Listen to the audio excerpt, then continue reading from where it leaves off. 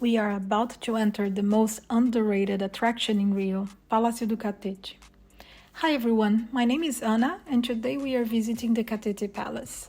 You can scroll up, down, left or right for an immersive experience as this is a 360 video. We are starting with the gardens and then we're going to visit the inside of the palace.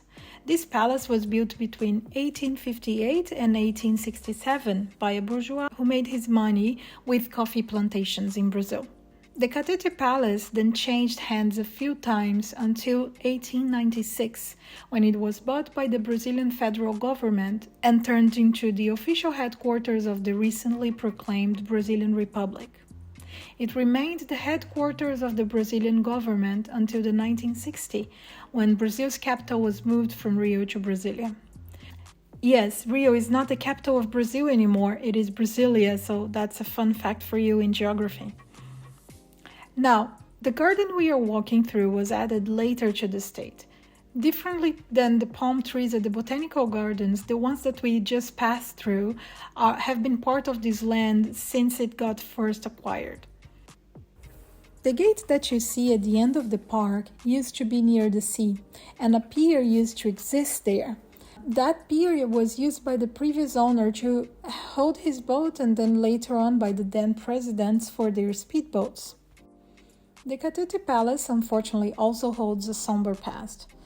Due to political turmoil, one of Brazil's most famous presidents, Getúlio Vargas, committed suicide in the presidential chambers on this now museum. You can visit the palace to learn more about this macabre event in Brazil's past. I would also really appreciate if you could leave me a comment letting me know what would make you come to this museum. Would it be the architecture, the macabre past, the park, or you wouldn't come at all? Let me know in the comments. We are now entering what is usually the first room to be visited once inside the museum. You can see on the large oil painting the Baron and the Baroness of Nova Friburgo, the bourgeois who built the Catete Palace. Make sure to also look up to the ceiling and see the frescoes adorning the room. Speaking of frescoes, each room in this state has its own theme, so if you enjoy intricate and detailed architecture, this is definitely a place to visit.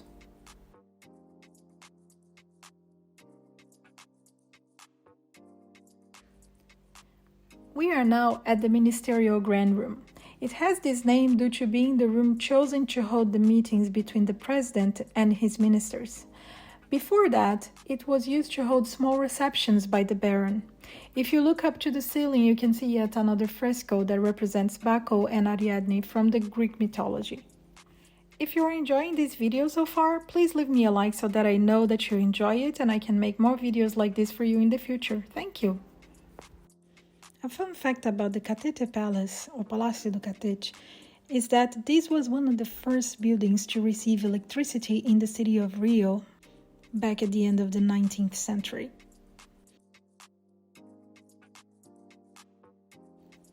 I filmed just a few of the rooms so you could have an idea of what the museum looks like. However, there are still many rooms that you could explore and see each of their own characteristics. We are now in the staircase hall, a beautiful room leading up to the second floor, known as the noble floor, as it was used for ceremonies and events. This hall is adorned with art motifs like painting, drawing, architecture, and sculpture. Nowadays, this building holds a museum, a cinema, a history archive, and it's also an events venue. The entrance is cheap, something like $1 to $2, and there is a metro station right in front of the museum, the Catete metro station, so it makes this easily accessible.